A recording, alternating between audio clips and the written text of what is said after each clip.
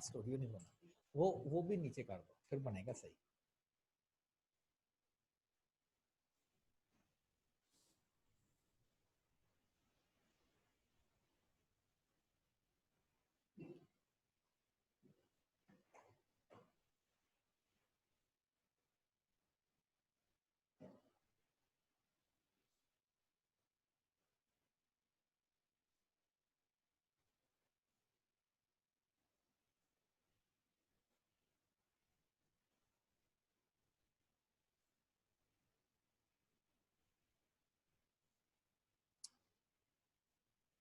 तो अस्सलाम वालेकुम, मेरी आवाज आ रही है आप लोगों तक? ठीक है, अहमद रजा मेरी आवाज आ रही है? Okay fine.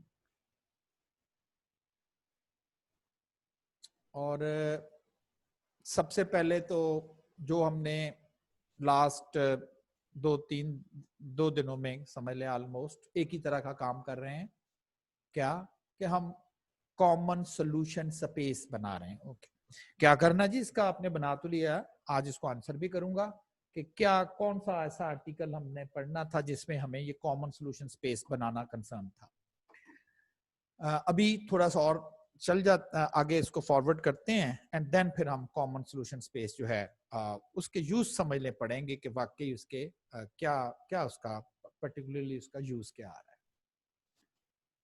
जी, अगर कोई क्वेश्चन फिलहाल मुझसे कोई करना चाहता है फॉर द टाइम बीइंग वो करे, तो वरना फिर हम अपना स्टार्ट करते हैं कि अगर कोई स्टिल आपको कोई कंफ्यूजन है कि how to construct the common solution space, तो आप मुझसे क्वेश्चन कर सकते हैं।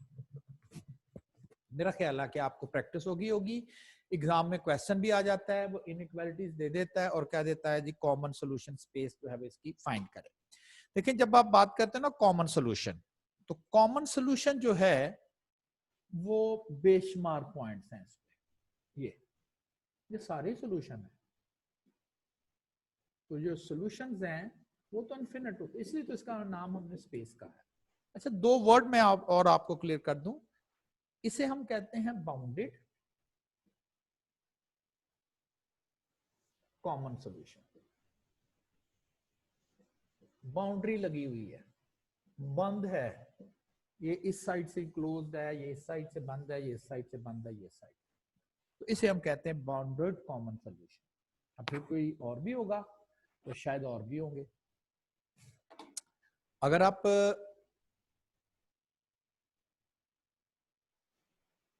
ये भी बाउंडेड है, बंद क्यों हुआ है, किसी साइड से भी ये ओपन हो जाए तो अनबाउंडेड, बिल्कुल बाउंडेड है, बंद है, बाउंडेड है। कॉमन सॉल्यूशन स्पेस अनबाउंडेड है। कैसे अनबाउंडेड है, ये देखिए ये लाइनें तो चलती जा रही हैं, वो तो चूंकि स्पेस नहीं थी तो मैंने तो इस साइड से तो कभी भी ये और चलता जाएगा ना, ये चलता जाएगा, this is called unbounded. Unbounded common solution, unbounded common solution. तो सॉल्यूशन स्पेस जो है वो बाउंडेड भी हो सकती है और अनबाउंडेड भी सॉल्यूशन स्पेस हो सकती है। एग्जाम में वो आपको क्वेश्चन दे दे तो हम कहेंगे पता नहीं किसको बाउंडेड अनबाउंडेड कहना है। तो प्रैक्टिकली अगर सॉल्यूशन स्पेस किसी भी चारों साइड से घिरी हुई हो, बंद हो, लाइनें में इनक्लोज हो, तो वो बाउंडेड होती है। अदरवाइज हम उसे कह देते हैं कि ये देखिए जी ये इस साइड से ओपन है, तो हम कैसे कह देते हैं ये अनबाउंडेड कॉमन सॉल्यूशन है।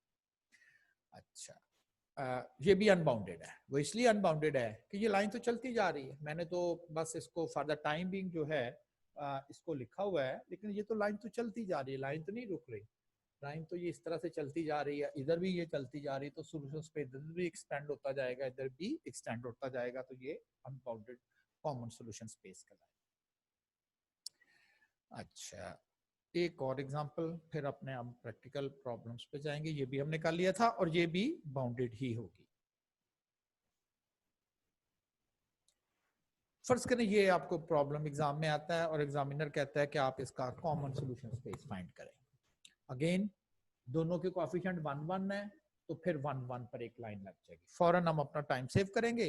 ओरिजिन से पास नहीं हो रही और लेस का सिंबल है, लेस का सिंबल का मतलब है कि इसकी जो डायरेक्शन होगी वो डाउनवर्ड्स होगी। अब दूसरी तरह इनइक्वालिटी ड्रॉ करते हैं। इनइक्वालिटी की जगह इक्वेशन लिखी, 1 1 कोएफिशिएंट है तो 4 4 पर लाइन लग जाएगी, एक इधर 4 और एक इधर 4 और लाइन लग जाएगी। तो 4 4 पर लाइन लग जाएगी। साइन हमने कौन सा देखा है, ग्रेटर है, तो ग्रेटर का मतलब अबव, तो अबव। अब कौन सा कॉमन सोल्यूशन स्पेस है जो इस लाइन के नीचे हो और इस लाइन के ऊपर भी हो कॉमन? तो हो ही नहीं सकता, या वो इधर को होगा या वो इधर को होगा, ये कैसे हो सकता है? तो ये नहीं हो सकता। तो फिर हम क्या आंसर करेंगे, हम कहेंगे कि इसका कोई कॉमन सोल्यूशन नहीं है। तो लाजमी नहीं होता कि हर प्रॉब्लम का कोई ना कोई कॉमन सोल्यूशन जरूर एग्जिस्ट करे। ये एक ऐसा प्रॉब्लम है जिसका कोई कॉमन सोल्यूशन एग्जिस्ट नहीं करता और हम कहेंगे no common solution, no common solution. ये उसी तरह की बात है जो पहले भी की थी कि कभी कभी अब आपके अबू आपसे तंग आ जाते हैं तो कहते हैं यार तेरा तो कोई हल नहीं, हाँ कोई हल नहीं, मैं ये भी करके देख लिया, मैं भी करके देख लिया, लेकिन तू तो बस हद ही मुकाती, सड़को तेरा कोई हल नहीं, कह देते हैं ना। यस, तो देयर इज अ पॉसिबिलिटी। तो ये नहीं है कि कोई ना कोई कॉमन सोल्यूशन जरूर ही आएगा, it may be there is no common solution. देखें, अगर सिर्फ और सिर्फ यहां पर ये मैं इनइक्वालिटी को लेस देन कर देता तो फिर सिचुएशन बदल जानी थी। अगर इनइक्वालिटी को लेस देन कर दिया जाए और दोनों लेस देन में हो जाएं, यानी कि ये भी लेस देन में हो जाए और ये भी, तो डाउनवर्ड और इसके भी डाउनवर्ड। और अब नोट करें ये कॉमन नहीं है क्योंकि ये इसके तो डाउनवर्ड है लेकिन इसके तो नहीं डाउनवर्ड आ रहा, तो इसके डाउनवर्ड का मतलब है यही कॉमन है, दिस वन। दोनों के नीचे होना चाहिए। तो ये दो एरिया ऐसा एरिया है जो वाकई दोनों इनइक्वालिटीज के डाउनवर्ड्स पे ही आ रहा है। तो ये फिर कॉमन सोल्यूशन बन जाना था। और इनइक्वालिटी इस साइड पर आ गई, इस साइड पर आ गई, तो इसकी डायरेक्शन ऊपर की जानिब हो गई और कह दिया आप कॉमन कौन सा, तो फौरन कह दिया कि there is no common solution for that particular problem. ये तो था कॉमन सोल्यूशन स्पेस बनती कैसे है। रिपीट कर रहा हूं, जो इनइक्वालिटीज हैं उनको इक्वेशन में बदल दें, इक्वेशंस को ड्रॉ कर दें, टेस्ट सोल्यूशन। एक तो वही था ना टेस्ट सोल्यूशन, और दूसरा मैंने सिंपली ये कहा था कि एक केयर करनी है, ओरिजिन से ना पास हो, ओरिजिन से अगर पास नहीं हो रही तो लेस देन का सिंबल हो तो डाउनवर्ड कर दीजिएगा, ग्रेटर देन का सिंबल हो तो डायरेक्शन अपवर्ड कर दीजिएगा, और उसके बाद नोट आप करोगे कि दोनों का कौन सा कॉमन बनता है, तो उसे आप कहेंगे कि इस रीजन में, इस स्पेस में बेशुमार पॉइंट्स हैं, इन्फिनिट पॉइंट्स हैं। आप कोई सा भी पॉइंट उठा के देख ले तो आपको ये पहली इनइक्वालिटी का भी सॉल्यूशन मिलेगा और एट द सेम टाइम ये दूसरी इनइक्वालिटी का भी सॉल्यूशन मिलेगा। अब कुछ ऐसे प्रॉब्लम, जैसे उधर मैंने क्या किया था, मैंने आपको पहले इक्वेशंस का सॉल्यूशन सिखाया, फिर वर्ड प्रॉब्लम की है कि इक्वेशन बनानी कैसे ना, let x is this one, let y is this one, तो फिर इक्वेशन बनाई थी। यहां क्या किया, उसी पैटर्न को फॉलो किया। पहले मैंने इनइक्वालिटीज का आपको सॉल्यूशन डिस्कस कर दिया, और अब क्या है कि इनइक्वालिटीज कैसे बननी है, या एग्जाम में क्वेश्चन आएगा तो हम कैसे समझेंगे कि ये इक्वेशन लिखनी है या इसको हमने एज एन इनइक्वालिटी लिखना है। देखें ये जो सिंबल्स हैं ये इक्वेशन और ग्रेटर देन और इक्वल टू, लेस देन और इक्वल टू, और इवन ये यानी कि इक्वल टू ना भी हो, तो ये इनइक्वालिटी सिंबल्स जो हैं वो कहलाते हैं। तो कैसे हमें पता चलेगा कि जी हमने इसको इक्वेशन के तौर पे लिखना है या इनइक्वालिटीज के तौर पे लिखना है? हो सकता है बड़ा ही क्वेश्चन बोल बोल के कह रहा हो कि जी इनइक्वालिटी लिखनी है तो पढ़ते हैं पहले। एग्जाम में भी ऐसा ही है, वो आपको एक स्टेटमेंट दे देगा और कहेगा लिखे जरा इसकी इनइक्वालिटी क्या बनती है, यानी कि डेवलपमेंट में लफ्ज बोल रहा हूं। और doctor has prescribe a diet, उसने कुछ प्रिस्क्रिप्शन नुस्खा दिखाया किसी पेशेंट के लिए, और वहां उसने कुछ डाइट जो प्लान जो है ना वो उसमें लिख दिया, क्या, in which the total number of calories can not exceed 1200। उन्हें पेशेंट को जो भी था उसको जो डाइट प्लान दिया है, उसने कहा जी क्या आपने कैलोरीज लेते हैं ना, हम खाना खाते हैं कोई भी चीज है तो हमें कैलोरीज मिलती हैं, कहता जी आपने डाइट जरा करनी है और कैलोरीज की तादाद जो है इंपॉर्टेंटली कैन नॉट एक्सीड, बढ़नी नहीं चाहिए, कैन नॉट एक्सीड बढ़नी नहीं चाहिए 1200 से। तो तन नहीं उसने कहा कि तुमने 1200 लेनी है। अगर कहता ना वो, अगर वो ये कहता यू मस्ट टेक, तो इसका मतलब है 1200 आपने जरूर खानी है, ना इससे ज्यादा खानी है ना इससे कम खानी है, लेकिन यहाँ कह रहा है एक्सीड नहीं करना। कोई कहती 1100 खा लूं, उसने कहा भाई 1200 से एक्सीड नहीं करना ना। हाँ खाई जा सकती हैं, कोई हर्ज नहीं है, 1000 खा ले, 800 700 1300 नहीं, एक्सीड नहीं करना। ये स्टेटमेंट का मतलब है। शी इंसिस्ट दैट, इसका मतलब कोई डॉक्टर है, lady doctor, she insist that twice the number of protein calories. अब वो कैलोरीज का जिक्र हो गया, कौन सी प्रोटीन से जो लेनी है, added to number of carbohydrate calories. दो तरह की कैलोरीज का जिक्र हो रहा है। मस्ट इक्वल, या तो बराबर होनी चाहिए, और एक्सीड, अच्छा उधर कहा था टोटल एक्सीड नहीं करना चाहिए 1200 से, और यहां पर अब वो कह रहा है कि twice the number of protein added to the number of carbohydrate must equal or exceed 1600 से, या 1600 या उससे भी ज्यादा। Write these conditions as a system of inequality. तो क्वेश्चन तो बोल बोल के आपको कह रहा है, write these condition as a system of inequalities. For the time being समझे ये नहीं है, और एग्जामिनर आपको कहता है explain the above situation with mathematically. ये मैथमेटिक्स के सिंबल के साथ जरा बता दे ऊपर है। बिल्कुल देखिए इक्वेशन की तरह सारा काम होता है ना इसमें भी, सिवाय इसके कि सिंबल इनइक्वालिटी का वो लगा देता है। सबसे पहले आपने काम क्या करना है, अननोन देखने के है। इसमें दो तरह की कैलोरीज का जिक्र हो रहा है। नंबर ऑफ प्रोटीन कैलोरीज कितनी, मैंने उसे एक्स कह दिया। नंबर ऑफ कार्बोहाइड्रेट कैलोरीज को मैंने वाई कह दिया। इक्वेशन में भी ऐसे ही करते हैं, जो अननोन होता है उसे हम एक्स वाई कह देते हैं। तो यहां पर भी मैंने नोट किया तो पता चला इसमें दो तरह की कैलोरीज का वो जिक्र कर रहा है, प्रोटीन कैलोरीज का कह रहा है और कार्बोहाइड्रेट का कैलोरीज का कह रहा है। अब मैंने जरा ऊपर वाली सिचुएशन लिखनी है। पहली सिचुएशन ये थी कि टोटल नंबर ऑफ कैलोरीज, आप कहेंगे ये कैसे बनेगी, और नीचे पता चल रहा है दो तरह की कैलोरीज हैं, या वो प्रोटीन से आती हैं या वो कार्बोहाइड्रेट से आती है। तो प्रोटीन से कैलोरीज कितनी आती हैं आप कहीं पता नहीं, एक्स आती हैं, ओके। कार्बोहाइड्रेट से कितनी आती हैं, वाई। तो ये क्या बन गया, ये बन गई टोटल कैलोरीज। दो तरह से आती है ना, एक्स वाई हमें मालूम नहीं है, हम तो अभी बना रहे हैं, डेवलपमेंट कर रहे हैं, सिस्टम को बना रहे हैं। तो हम कहेंगे जी प्रोटीन कैलोरीज कितनी उसने खानी है पता नहीं, तो हम कितने एक्स कह देते हैं, जैसे मैथमेटिक्स में करते हैं। कार्बोहाइड्रेट वाई, और ये बन गई टोटल कैलोरीज। अब चाहे उसने इनइक्वालिटी का वर्ड ना भी लिखा हुआ हो नीचे, यहां पर आपको ये लिखना है कि ये जो टोटल कैलोरीज हैं ये 1200 से एक्सीड नहीं होनी चाहिए। तो इसका क्या मतलब है, इसका मतलब है या टोटल जो कैलोरीज है या तो फिर 1200 के इक्वल या उससे कम। तो ये इसको पढ़ते हैं कि ये एक्सीड नहीं किया, 1200 से नहीं बढ़े। 1200 हो सकती हैं, ये लिखा हुआ। 1200 से कम भी हो सकती हैं, और ये लिखा हुआ। तो इसको हमने ना भी ये चीज लिखी हुई हो तो यहां से तो यही समझ आएगी कि इसे इनइक्वालिटी ही के तौर पर हमें लिखना पड़ेगा। एक और भी उसने दिया हुआ है, शी इंसिस्ट दैट, क्या, ट्वाइस दुगनी नंबर ऑफ प्रोटीन कैलोरीज, चले साथ साथ लिखते भी जाते हैं, twice the number of protein calories added to number of carbohydrate calories. Number of carbohydrate calories क्या होनी चाहिए, मस्ट इक्वल, अच्छा इक्वल तो लिख दिया, और exceed equal, must equal or exceed 1600।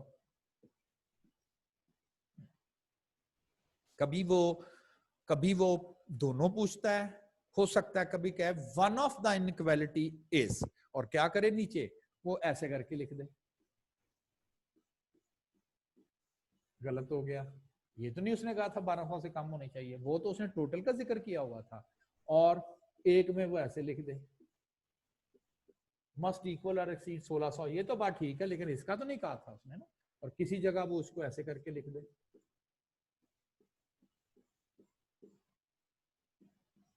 ये भी गलत हो गया, ये उसने एक्सीड कहा था। तो फिर आपको बताना होगा, जाहिर आप अपने पहले सोचेंगे कि हाँ यही बनती है, और फिर वो आपको कहेगा। तो कोई आपको सोल्यूशन नहीं कह रहा, सिर्फ आपसे पूछ रहा है कि जरा पढ़ के बता दें आपको क्या इनइक्वालिटी बनानी आती है। तो हमने इनइक्वालिटीज बना ली, x plus y less than और equal to 1200, 2x plus y greater than और इक्वल टू 1600। अच्छा ये कहां से आ गया, ये हमने क्वेश्चन की नेचर को देखा। नंबर ऑफ प्रोटीन कैलोरीज, ये नेगेटिव तो नहीं हो सकती ना, नहीं हो सकती, तो मैंने लिख दिया, खुद ही लिख दिया साथ। नंबर ऑफ कार्बोहाइड्रेट कैलोरीज, ये भी नेगेटिव नहीं हो सकती। जीरो का मतलब क्या है कि उस डाइट में वो कार्बोहाइड्रेट कैलोरी ना खाए, ओके नहीं खाता, लेकिन आप जीरो लिख देंगे ना, फिर नेगेटिव तो नहीं हो सकती। तो जहां तक तो इस क्वेश्चन का ताल्लुक है, write the condition as a system of inequalities, वो मैंने लिख दिया, ये क्वेश्चन पूरा कर दिया मैंने, खत्म। और एग्जाम में भी ऐसे ही वो आपसे एक स्टेटमेंट दे के कहेगा जरा इसकी इनइक्वालिटी बता दें क्या बनेगी, लेकिन मैं जरा एक स्टेप आगे जा रहा हूं।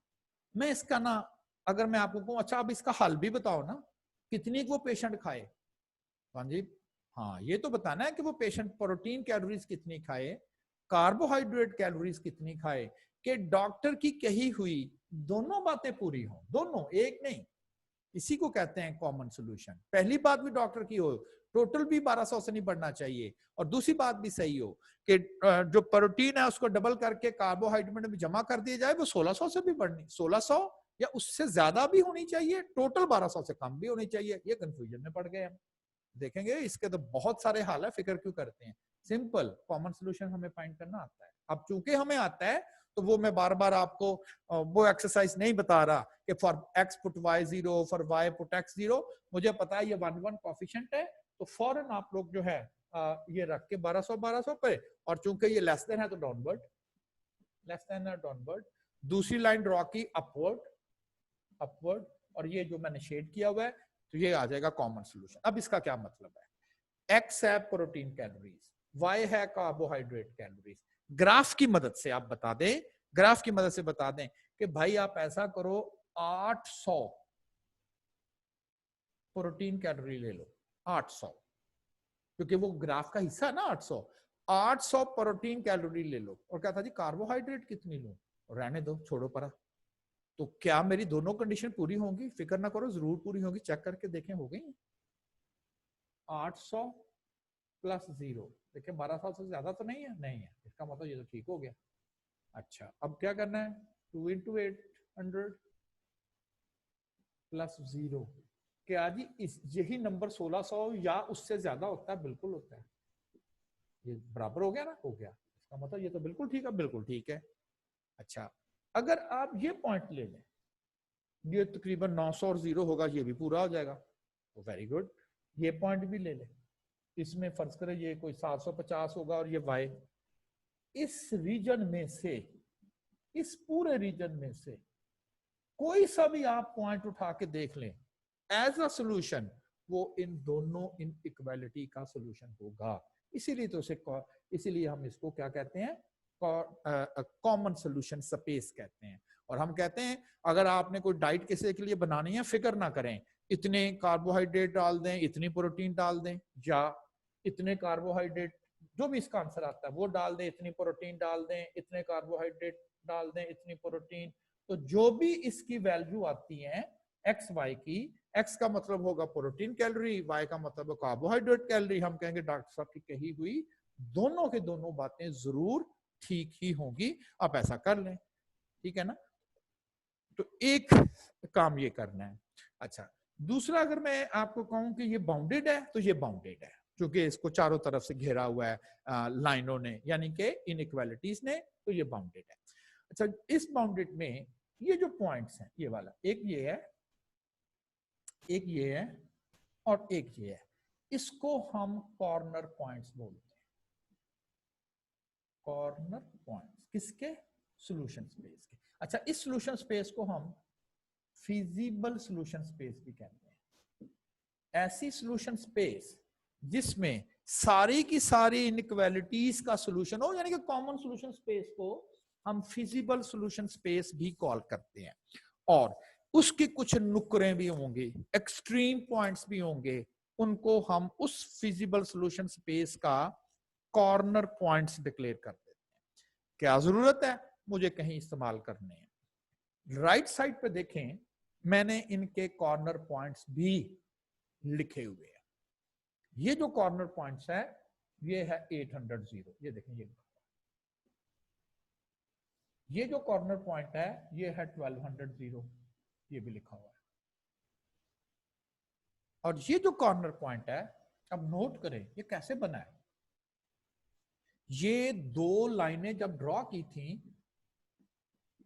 लाइनें, इनइक्वालिटी नहीं ड्रॉ की थी हमने, जब दो लाइनें ड्रॉ की थी ये वाले, तो इन दो लाइनों को जब हमने जब कट किया है तो तब ये पॉइंट बना है, ऐसे बना है ना, तो वो तो हमें आता है, क्या करें, इनका सोल्यूशन करते हैं कैलकुलेटर पे इसको डायरेक्टली आप लिख दें और इसका सोल्यूशन आ जाएगा। ग्राफ की मदद से तो मुश्किल हो जाएगा ना कि ये क्या वैल्यू बनती है और ये क्या वैल्यू बनती है, मुश्किल हो जाएगा, ये कितनी बनती है जी, 300 है 400, आइडिया नहीं है, जबकि मैंने कैलकुलेट करके रखा हुआ और ये बनती है 400। आप कैसे देखेंगे, आप अपने कैलकुलेटर पर से जो है आपने एग्जाम में नहीं ये एफर्ट करनी, हाँ एग्जामिनर पूछ सकता है, अदरवाइज हमें अगले प्रॉब्लम्स में जरूरत पड़ेगी, क्या किस चीज की जरूरत पड़ेगी, जरूरत पड़ेगी फाइंड द कॉर्नर पॉइंट्स, कि इसके कॉर्नर पॉइंट्स क्या होंगे। जो एक्स एक्सिस पर होगा ना, ज़ाहिर हमने ग्राफ बनाया होगा, लिखा ही होगा ना कुछ, सिर्फ इस चीज का रौला पड़ता है कि ये कैसे आएगा, तो देख लें ये लाइनों के कट करने से आ रहा और कैसे आ रहा, तो साइमल्टेनियसली इनको सॉल्व कर देंगे, तो देन हम उसका कॉर्नर पॉइंट्स भी दे सकते हैं। मोस्टली सेगमेंट में पूछता है, या वो सिर्फ आपसे इनइक्वालिटी पूछता है, हाँ जरा 2 नंबर का क्वेश्चन दे दे, वो कहेगा इसका कॉमन इक्वालिटी के बाद इसका कॉमन सोल्यूशन भी बताओ, एक एक्स्ट्रा आ गया ना, वो आपको वो स्पेसेस देगा। हो सकता है 3 नंबर का पूछे, वो कहेगा कॉर्नर पॉइंट भी बताओ, लिख देगा कि ये बात, अच्छा ये नहीं कॉर्नर, आप कहते ये क्यों नहीं है, ये एफएस का किसके कॉर्नर पॉइंट, सोल्यूशन स्पेस के, तो यहां पर है, ये तो हिस्सा ही नहीं कॉर्नर पॉइंट का, ये भी कॉर्नर नहीं है, आपके नुकरे, आपने कहा, मैंने कहा एफएस की नुकरे, वो तो इसकी है, अब प्लाट की नुक्कर, आप कोई भी नुक्कर तो नहीं कह सकते, इस वजह से हम इसको क्या बोलते हैं, corner points of solution space. कब कैलकुलेट करनी है, जब एग्जामिनर कहे कि क्या आएगा, अदरवाइज हम इसको नहीं लिखते। एक एग्जांपल जरा थोड़ी सी खुद आप अटेम्प्ट करें, देखें आप में से कितना कर सकते हैं, मैं इवन इसे रीड भी नहीं कर रहा, बस खुद ही पढ़ें इसको और ट्रांसलेट करें, क्योंकि मैं जब रीड कर देता हूं तो लगता है ऐसा ये तो बड़ा आसान है, ठीक है ना, मैं इसको एक्सप्लेन नहीं कर रहा, और क्वेश्चन वही किया जा रहा है, ऊपर मैंने कुछ इंफॉर्मेशन दी हुई है और नीचे लिखा हुआ है express this condition as a system of inequalities. चले ना भी लिखा जाए तो हम देखेंगे कि क्या बनना है, करें शाबाश इसको।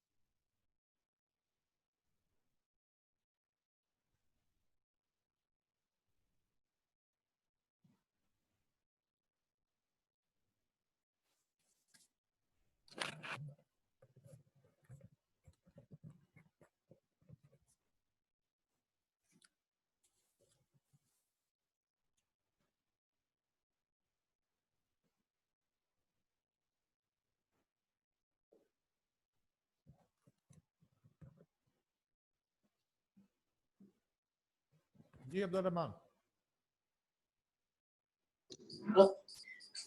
अब्दुल रहमान, आपने सिर्फ और सिर्फ मुझे इस सेंटेंस की ट्रांसलेशन बतानी, मतलब समझाना, जैसे मैं आपको एक्सप्लेन कर रहा होता ना कि इस स्टेटमेंट का क्या मतलब है। सिर्फ आपने मुझे यह समझाना है कि इस स्टेटमेंट में आपको क्या कहा, क्या बताया जा रहा है।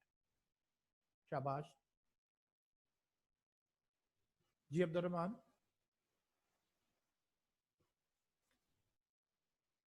अब्दुल रहमान अपने हाथ, ओके। अहमद रजा जी। अहमद, पर इस स्टेटमेंट में कहा कि स्कूल वालों के पास सिर्फ 300 टीचर जितनी मनी है, ना ज्यादा है ना कम। सॉरी, स्कूल वालों के पास क्या है?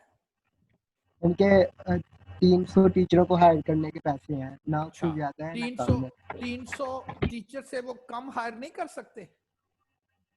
इतने पैसे 300 नहीं से है कम उनके? कर सकते हैं, कर कर सकते हैं जी। सकते हैं। यही तो आपको इंपॉर्टेंट पॉइंट समझाना है।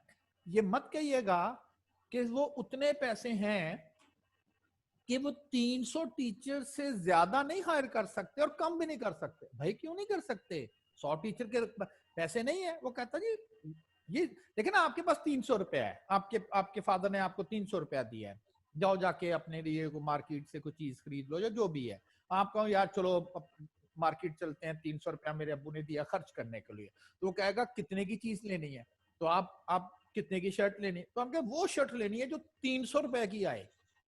हैं, सारा दिन फिरते रहे, कोई 200 की दे रहा था, उसे बड़ा कहा आपने उस दुकानदार को, भाई ये 200 की नहीं, तुम मुझे 300 की दो, मेरे अब्बू ने मुझे कहा था 300 की शॉपिंग करनी है।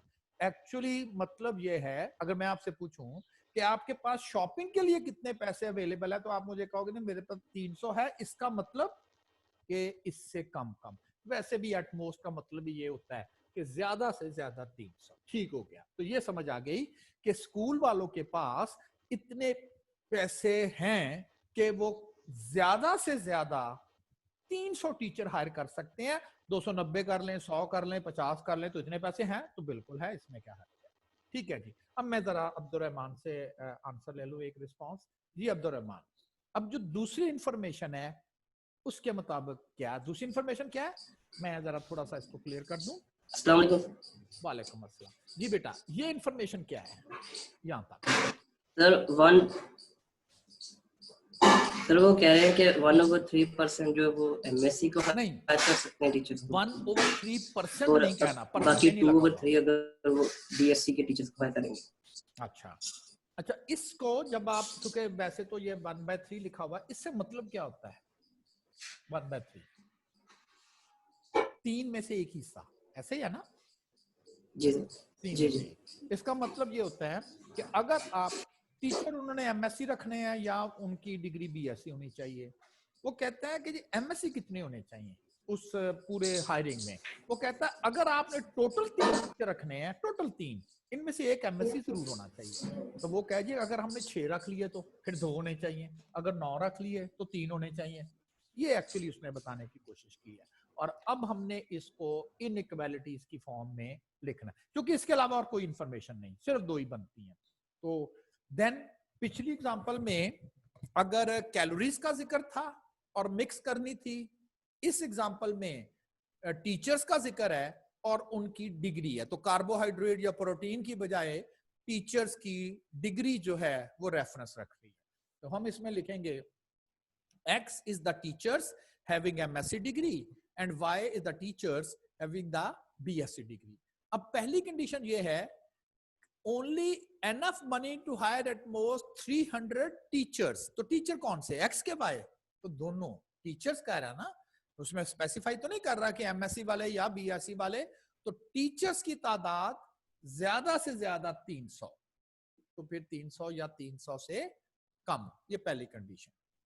सेकंड, उसने कहा है the school board desires that, वो जी उनका जो भी सिलेक्शन बोर्ड बैठा हुआ है उन्होंने कहा है कि ये ना हो कि आप सारे बीएससी भर्ती कर ले, तो एमएससी भी जरा हायर स्टडीज हमने करवानी है, तो एमएससी भी होने चाहिए। और उसने क्या कंडीशन लगा दी, वो कहते हैं कि 1/3 1/3 टोटल 3 तो उसमें से एक of its teachers have MSc degree. और यहां पर भी कंडीशन है कम से कम की, कम से कम इतने जरूर होने चाहिए। एमएससी टीचर्स को हम एक्स कह रहे हैं, एटलीस्ट का मतलब है कम से कम ये जरूर होने चाहिए। कम से कम, आज कम से कम टेम्परेचर 30, तो 30 या 30 से भी ज्यादा, ये मतलब होता है एटलीस्ट का। 1/3 1/3 किसका, ऑफ का मतलब क्या होता है, मल्टीप्लीकेशन। किसका 1/3, टीचर्स का। अब यहां गलती करेंगे आप कहेंगे 300, क्या पहली स्टेटमेंट में ये लिखा हुआ है कि 300 टीचर रखने हैं? उन्होंने कहा 300 पॉसिबल ही हो सकते हैं, कम भी हो सकते हैं। अगर फर्ज करें आप कहते हैं कि जी 1/3 ऑफ 300 100 बनते हैं, तो आप कहें जी एमएससी टीचर 100 रखने हैं। फर्ज करें वो स्कूल टोटल टीचर ही 90 रखता है, क्योंकि उसने कहा था 300 से ज्यादा नहीं रखने, तो कम ही रख सकते हैं, हो सकता है वो 90 रख ले। आप कहें जी हाँ 90 रख लिया, ठीक है, ये बात तो ठीक है, 300 से ज्यादा नहीं। तो मैं इधर कह रहा हूं कि जो 90 में से कम एमएससी वाले 100 जरूर होने चाहिए, उससे ज्यादा भी। तो ये कैसे पॉसिबल? क्योंकि हमें यहां गैस नहीं हो रहा कि टोटल टीचर वो कितने हायरिंग करेगा, इस चीज का हमें गैस नहीं हो रहा। तो हम कहेंगे कि इसके बाद जितने भी होंगे 1/3 वो टोटल टीचर का होना चाहिए। तो टोटल टीचर को 300 नहीं हम रखेंगे, हम कहेंगे x + y is the total teachers, क्योंकि हमें तो पता ही नहीं स्कूल ने रखे कितने हैं। वो तो कंडीशन है ना, 300 से ज्यादा नहीं रखने, लेकिन हमें ये तो नहीं पता कि स्कूल वाले कितने रख रहे हैं। बस हमें उसे कह रहे हैं कि भाई जितने भी आपने रखने हैं ना, उसमें से 1/3 जो है टीचर्स जो है वो एमएससी डिग्री होल्डर होने चाहिए। और चूंकि ये टीचर्स की तादाद है, तो ये कोई भी नेगेटिव नहीं हो सकता। हाँ 0 हो जाए दैट्स फाइन, मतलब ये ना रखें चाहे, मतलब पॉसिबल बोल रहा ना, कंडीशन पूरी कर दें, इसके बगैर भी अगर हो जाती है 0 के साथ कोई कंडीशन पूरी हो जाती है तो कर लें, इसमें क्या हर्ज है। अब आप कहेंगे कितने टीचर रखें, यानी कि अब इसके सोल्यूशन की बारी आ गई कि जी इतने के टीचर रखें, टोटल 300 से ना बढ़े एक, और एमएससी की तादाद जो है जितने भी टीचर रखेंगे आप, उससे 1/3 से ज्यादा ही होने चाहिए। याद करें, ये इनक्वालिटी मैंने आपको ड्रॉ करवाई, याद कर लेना। मेरे ख्याल दूसरी या तीसरी इनक्वालिटी यही वाली इनक्वालिटी जो थी वो बनती थी कि टीचर्स की तादाद जो है वो इससे ज्यादा नहीं होनी चाहिए। तो देन वो जो पूरी की पूरी सैंपल स्पेस बन रही है ये वाली, इनमें से कोई सा भी अगर आप सॉल्यूशंस उठा के देख लेते हो, तो देन वो सॉल्यूशन जो है वो जरूर इस इनइक्वालिटी को जो है वो पूरा करेगा। बहुत सारे सॉल्यूशंस हैं, इतने टीचर रख लें, इतने टीचर से मुराद x, इतने एमएससी, जो भी यहाँ नंबर आए, और जो भी यहाँ नंबर आए, बस इतने आप एमएससी बीएससी टीचर रख लें, वो 300 से नहीं बढ़ेंगे। जो 1/3 से ज्यादा होंगे बिल्कुल ज्यादा होंगे, ये रख लें, ये रख लें, ये कर लें, ये कर लें। अच्छा ये क्या चीजें हैं, कॉर्नर पॉइंट्स। कौन कौन से, कितने बनने, 3, 1 2 3, फिक्स नहीं है 3 बनेंगे, कभी 2 बनते हैं, कभी 3 बनते हैं, तो ये कॉर्नर है, ये आसान है, ये तो 0 0 है ओरिजिन, ये भी आसान है, 300 0 है। ये कैसे बना है, ये बना है दोनों लाइनों के कट करने से। कैलकुलेटर पर फीड कर दे दोनों लाइनें, और याद रखा जाए स्टैंडर्ड फॉर्म में कन्वर्ट करके। ये क्या बनती थी, 2x - y = 0। तो उसके बाद फीड कर ले तो आपको ये वाला कॉर्नर पॉइंट भी मिल जाएगा, जो कि मेरे मुताबिक ये 100 और 200 वाला था, यानी कि ये 100 बनता है और ये 200 बनता है। ठीक है ना, देख लें कोई भी सॉल्यूशन स्पेस का हिस्सा या कॉर्नर पॉइंट्स इस इनइक्वालिटीज का सॉल्यूशन जरूर होंगे।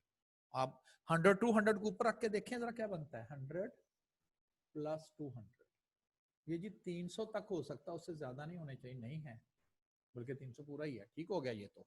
अब नीचे रख के देखें x को, 100 greater than or equal to 1/3 और 300, और ये कैंसिल होके 100, तो 100 क्या 100 100 के ग्रेटर या इक्वल है, ये दो स्टेटमेंट्स है ना, तो ये इक्वल है, तो ये दोनों ठीक है। ठीक है ना, तो फिक्र की बात नहीं है।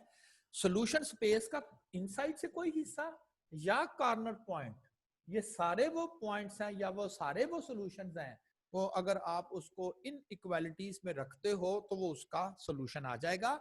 इस क्वेश्चन में तो वो नहीं रिक्वायर कर रहा, देखिए उसमें तो सिर्फ ये कह रहा है कि इनइक्वालिटीज बना के दिखा दें, इसमें तो रिक्वायर नहीं कर रहा। लेकिन मैं आपको, चूंकि मुझे अगले प्रॉब्लम्स में ना ये भी चाहिए, तो ऐसी जरा थोड़ी सी प्रैक्टिस क्या करवा रहा हूं कि जी कॉर्नर पॉइंट कैलकुलेट कैसे करने, simple is that. X axis पे कहां टच हुआ है F S feasible solution space, और ऊपर में कहां पर दो लाइनें काट की हैं, बस उनको सॉल्व कर दें तो आपको कॉर्नर पॉइंट्स मिल जाएंगे। अच्छा जी, एग्जांपल जो करनी है आपने, आपके नोट्स में भी अवेलेबल है, स्लाइड्स में भी अवेलेबल है। एक ये करनी है आपने, स्वीट स्मेल फर्टिलाइजर कंपनी, खुद करेंगे ना तो आपको आइडेंटिफाई करना आ जाएगा बीच में से। A factory is planning to buy some machines. बस ये दो एग्जांपल्स है, ये आपका होमवर्क है। इन इक्वालिटीज बनाना, ये एग्जाम में आई हुई है, ये वाली एग्जांपल एग्जाम में आई हुई है, ठीक है ना। तो इन इक्वालिटीज कैसे बनेगी, हम स्टेटमेंट पढ़ेंगे, आपको ना इंफॉर्मेशन जिसे कहते हैं निकालना आ जाए इसमें से कि अच्छा ये तो बिल्कुल उसी तरह से आप पहले लेट करेंगे, इसमें इन इन चीजों का जिक्र हो रहा है, फिर इस चीज की रिस्ट्रिक्शन लगा रहा है वो, इससे कम होना चाहिए, इससे ज्यादा होना चाहिए। तो दो चार क्वेश्चन करेंगे तो आपको इसकी जो है वो प्रैक्टिस हो जाएगी। ठीक है जी, अब हम स्टैटिस्टिक्स की क्लास में शिफ्ट करते हैं। अगर कोई क्वेश्चन इन आज के जो दो तीन प्रॉब्लम्स हमने डिस्कस किए हैं, इनके रेलेवेंट अगर करना है तो आप करें मुझसे क्वेश्चन। एनीवन?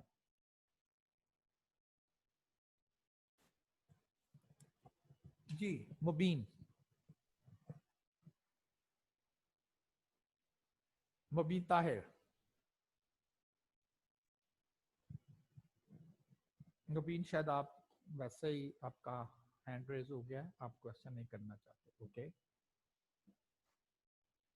जी। आपका क्वेश्चन? अस्सलाम वालेकुम सर। वालेकुम सलाम। सर वो जो आपने प्रैक्टिस एक्सरसाइज कही थी प्रैक्टिस एक्सरसाइज किस चीज की? मैथ की। मैथ की, अच्छा वो आज डिस्कस करनी थी हमने? नहीं वो मतलब कि मैंने आपने टाइम, थर्सडे को कहा था।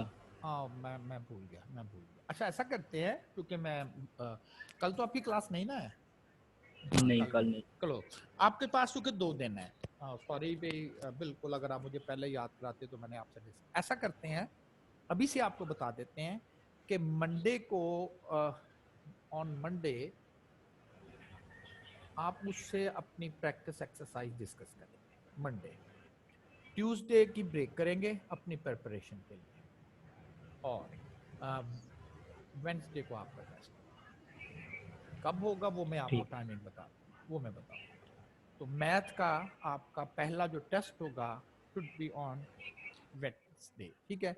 और मंडे को आप, ताकि 2 दिन आपके पास है, आप सारी अपनी प्रिपरेशन जो भी करनी है आप कर लीजिएगा। ट्यूसडे को आप एक दिन की ब्रेक करेंगे, मतलब ब्रेक से मुराद छुट्टी नहीं, अपनी प्रिपरेशन करेंगे, और देन आप फिर मुझसे क्वेश्चन कर सकते हैं, ठीक है जी। तो आप मंडे को मुझसे डिस्कस कर। Okay sir. जी जैन। अस्सलाम वालेकुम सर। वालेकुम सलाम। सर ये टीचर वाले एग्जांपल में पहली तो बन गया x+1 x equal plus two और वन, लेस देन 300, जी ठीक बिल्कुल। है। ये सेकंड वाली ऐसे नहीं बन सकती 1/3x + y लेस देन और equal to 300। 1/3x 3x + y 1/3x plus + y, y जी आगे। लेस देन और इक्वल टू 300। लेस देन और इक्वल टू 300। अच्छा चलें जी, इसको पढ़ लेते हैं हम, अगर तो ये बन जाती है तो हम ठीक कह देंगे। अच्छा, उसने कहा है the school board decides that at least, कम अज कम 1/3, अगर मैं आपको ये कहूं, स्टेटमेंट दूं, 1/3 ऑफ 9 क्या होता है? 1/3 ऑफ 9, 1/3 ऑफ 9 का मतलब है 9 के 3 हिस्से करके उसमें से एक हिस्सा ले लो, 3 होता है, 3 3 9। 1/3 ऑफ 9, 9 के 3 हिस्से करो, 1/3 का मतलब ये है ना 1/3। जैसे अगर मैं आपको ये कहूं कि एक सर्कल है और ऐसे करके मैंने शेड किया हुआ है, तो आप कहेंगे 3 आपने हिस्से बनाए हुए हैं और 2 हिस्से आपने उसमें से शेड कर दिए, तो इसको कैसे लिखेंगे? 2/3। अगर मैं कहूं कि इसमें अनशेडेड कितना है तो आप कहेंगे 1/3, ठीक है ना। तो इसका क्या मतलब है? अब मैं अगर आपको कहूं कि 1/3 तो आप कहेंगे जी एक हिस्सा टोटल 3 करने हैं, किसका? 9 का, तो आप कहेंगे 3। अब उसने इस क्वेश्चन में क्या कहा है? 1/3, मैं कहूंगा जी 1/3 ऑफ यहां पर देखें किसका कहा है 1/3? टीचर्स का कहा है, टीचर्स का। तो यहां टीचर्स कितने हैं? x + y। कौन? MSc teachers. एमएससी टीचर्स कितने? एटलीस्ट, कम अज कम, ये बनेंगे कम अज कम। आप जब इसमें 300 रखते हो ना, एक तो ग्रेट आपने मुझे लिखवाया लेस देन, वो क्यों? एटलीस्ट का ये तो मतलब नहीं होता। एटलीस्ट का मतलब होता है इतना या इससे भी ज्यादा। दूसरा 1/3 ऑफ टीचर्स का है, आपने 1/3 ऑफ x लिख दिया। x तो नहीं, एमएससी टीचर का तीसरा हिस्सा नहीं, टीचर्स, टोटल टीचर्स का तीसरा हिस्सा, टीचर्स जो कि x + y है। उसके हिसाब से तो फिर यही बनती है जी। आप क्या आपने इसको ग्रैब किया आइडिया को? उमर, अस्सलाम वालेकुम सर। वालेकुम सलाम जी। सर वो जो हम कंडीशन बनाते हैं कि x और y is equal to greater than or is equal to 0 है, सर बिल्कुल। हम इससे लेस देन इक्वल टू 0 क्यों नहीं लिख सकते? क्यों नहीं लिख सकते? अब ये x क्या चीज है? ये है आपके बीएससी के टीचर्स, और y है आपके एमएससी के टीचर्स। Yes. आप कह रहे हो कि टीचर्स की तादाद नेगेटिव भी हो सकती है, इसका क्या मतलब है? सेंस है इसमें? कोई सेंस नहीं। No sir. हाँ, कोई सेंस नहीं। देखिए जब आप कुछ प्रॉब्लम्स करते हैं ना, उधर भी किया था हमने, क्वाड्रेटिक इक्वेशन सॉल्व की हमने, और क्वाड्रेटिक इक्वेशन के सॉल्व करके हमने कह दिया जी कि x² = 9 एंड x = ±3। मैंने पूछा क्या आंसर, आपने कहा दोनों ही है। बिल्कुल सही है, लेकिन फर्ज करें ये जो x है ये है बीएससी टीचर्स, तो मैं पूछूं कि जी क्या आप कहें जो 3 टीचर भी रख सकते हैं और -3 टीचर भी रख सकते हैं, तो ये तो नॉनसेंस हो गया फौरन, तो हम काट देते हैं। तो यहां पर इसका कहने का मकसद ये है कि आप अपने एक्स वाई किसे रख रहे हैं। हम कहेंगे डेटा के मुताबिक तो ये टीचर्स की तादाद है, तो हम कहते हैं पॉसिबली क्या वो नेगेटिव हो सकते हैं। तो आपने कहना ये ना हो कि हम कहीं नेगेटिव आंसर फाइंड कर दें, तो फौरन हम उसके ऊपर रिस्ट्रिक्शन लगा देते हैं। इसे हम कहते हैं नॉन नेगेटिव रिस्ट्रिक्शन। तो फौरन कह देते हैं कि जो भी हमने सोल्यूशन देना उसमें से सिर्फ और सिर्फ हमने पॉजिटिव वैल्यू कंसीडर करनी है। इसीलिए जब भी मैं ग्राफ ड्रॉ करता हूं तो देखें ये सिर्फ 2 एक्सिस बनाता हूं, ये नेगेटिव x नहीं बनाता और नेगेटिव y नहीं बनाता। सिर्फ और सिर्फ इस फर्स्ट क्वाड्रेंट में जो भी ग्राफ बनता है मैं यहां पर उसको स्केच करता हूं। अगर लाइनें देखें, मैं आपको बार बार कह रहा हूं कि लाइनें इनसे पास करती हैं, लेकिन मैं लाइन को बस ऐसे बना देता हूं। पास करने का मतलब है ये एक्सटेंड करें। मैं कहता हूं चूंकि y ने x ने नेगेटिव नहीं होना, रिस्ट्रिक्शन है, तो इसलिए मैं लाइनों को एक्सटेंड नहीं करता। और फाइनली सिर्फ जब भी ग्राफ बनाता हूं तो मैं कहता हूं क्योंकि वहां लिखा हुआ है एक्स वाई का पॉजिटिव होना, तो मैं सिर्फ और सिर्फ इन 2 कंडीशंस को लेता हूं। तो यहाँ x का मतलब है टीचर्स की तादाद, तो वो तो नेगेटिव होना नॉनसेंस है, इसलिए मैंने उसे डिस्कार्ड कर दिया कि नेगेटिव नहीं आपने सोल्यूशन करते वक्त कंसिडर करना, और y को भी नेगेटिव कंसिडर नहीं करना। हाँ, किसी जगह टेम्परेचर की बात हो तो आप वो तो नेगेटिव हो सकता है, तो बिल्कुल उस एग्जांपल में हम फिर नेगेटिव भी कंसिडर कर लेंगे कि जी -4 टेम्परेचर कर दें, तो हो सकता है, उसमें क्या हर्ज है, लेकिन कम ओके से सर। कम इन प्रॉब्लम्स में नहीं हो सकता। हाँ जी, क्लियर हुआ ओके। आपको? Yes sir. चलें।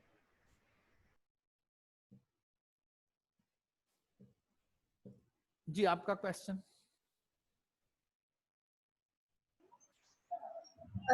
सर नोट्स में जो एग्जांपल नंबर 4 है सर, उसका ग्राफ ड्रॉ नहीं हो रहा। एग्जाम्पल नंबर 4 नोट्स में? जी सर। मेरे पास इस वक्त नोट्स नहीं है, आप जरा मुझे स्टेटमेंट कॉल करें ना, बोले जरा क्या लिखा हुआ है। Sir a factory is planning to buy some machines to produce boxes, ये वाली। एक मिनट, तुम जाके क्लास पढ़ रही हो सो के? जल्दी जल्दी बताना मुझे। नहीं सर, जाकर ही पढ़ रही हूँ। जाके पढ़ रही, वेरी गुड। यही नहीं है, the planning is buy to some machines to produce boxes, क्या यही है? जी सर। तो मैंने आज आपको होम एक्सरसाइज दी तो है इसको, सर ये आपने कल भी दिया था, आपने कहा था कि नेक्स्ट जो है वो आप करके आइएगा। तो नहीं ड्रॉ हुई आपसे? जी सर नहीं हुई ग्राफ ड्रा नहीं हुआ, वैसे सॉल्व हो गया था। ग्राफ ड्रॉ नहीं हुआ। इसके जो इंटरवल्स लेने हैं ना एक्स एक्सिस पर वाई एक्सिस पर, वो समझ नहीं आ रहे थे। अच्छा चले ठीक है, मैं जरा देख लूं कि मैंने ये कहाँ लिखी हुई है। अभी इसको देख लूं। मैंने ये कहाँ लिखी हुई है? ये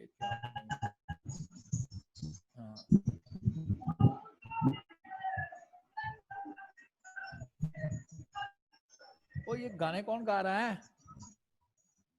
हाँ तुम गाने सुनती रहती हो। हाँ? किधर गया ये? है भी था स्लाइड्स में कि नहीं? स्लाइड्स में था ये प्रॉब्लम? एक मिनट मुझे चेक कर लेने दें कि कहाँ पर था ये। अच्छा जी, ये तो नहीं था, ये भी नहीं था, ये भी करवा दिया था मैंने, ये भी हो गया था। हाँ नहीं ये नहीं था। अच्छा मैंने नोट्सों में आपको दिया था ना, ये वाला था। ओके यही है ना, ये वाला प्रॉब्लम है, ये वाला है। अब इसमें जब आप एक्स वाई लेंगे ना, तो आपके लिए कुछ जरूरी नहीं है कि आपने क्या वैल्यू फाइंड करनी है। फर्ज करें मैं दोबारा आपका माइक ऑन कर रहा हूं, पहला जो आपका प्रॉब्लम है, मैं दोबारा आपका माइक ऑन कर रहा हूं। आप मुझे बताएं कि जब आपने इस इनइक्वालिटी को सॉल्व करने के लिए लिखा इसको कि ये 0.3 है और ये 0.1 है, तो जब आपने इस इनइक्वालिटी को सॉल्व करने के लिए लिखा है, गायब हो गई ये वाली, जब आपने इस इनइक्वालिटी को सॉल्व करने के लिए लिखा है 0.3x plus 0.6y is equal to 9.6, तो फिर क्या वैल्यूज आई? x को जब आपने 0 पुट किया तो y क्या आया था? शाबाश बताएं, मैं आपका माइक ऑन कर रहा हूं। जब आपने x को 0 पुट किया तो y क्या आया? करें ना माइक ऑन अपना।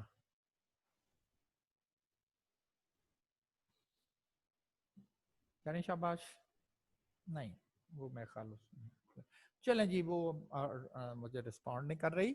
इसको करें ना, आप पॉइंट्स कल पॉइंट लिख लाएं, मुझे पॉइंट लिखा दें। दैट्स गुड कि आपसे नहीं हो रहा, आप सिर्फ मुझे पॉइंट्स लिखा दें कि इसके क्या आपने एक्स वाई इंटरसेप्ट फाइंड किए, इसके क्या एक्स वाई इंटरसेप्ट फाइंड किए, और इसके क्या एक्स वाई इंटरसेप्ट फाइंड किए। मैंने तो वैसे ग्राफ ड्रॉ किया हुआ इसका लाइक दिस वन, लेकिन आपसे चूंकि नहीं हो रहा तो कल आप मुझे अपने पॉइंट्स बता दें। देखें वैसे इस ग्राफ के अकॉर्डिंगली जो ड्रॉ हो रहा है पॉइंट, एक तो शायद 20 है और एक जो पॉइंट है वो 16.67 है, और फिर एक पॉइंट ये वाला है और एक 40 है, एक 32 है और एक जो है वो 16 है। ठीक है ना, तो बहाल मैंने तो किया, आप कल पॉइंट्स नोट कर लीजिएगा तो मैं उसको फिर ड्रॉ कर दूंगा। क्योंकि आपने माइक अपना ऑफ कर दिया, आप रिस्पॉन्स नहीं कर रहे, तो नोट कर लीजिएगा तो देन मैं आपको ड्रॉ कर दूंगा। ठीक है जी, अब हम स्टैटिस्टिक्स की क्लास में शिफ्ट होंगे।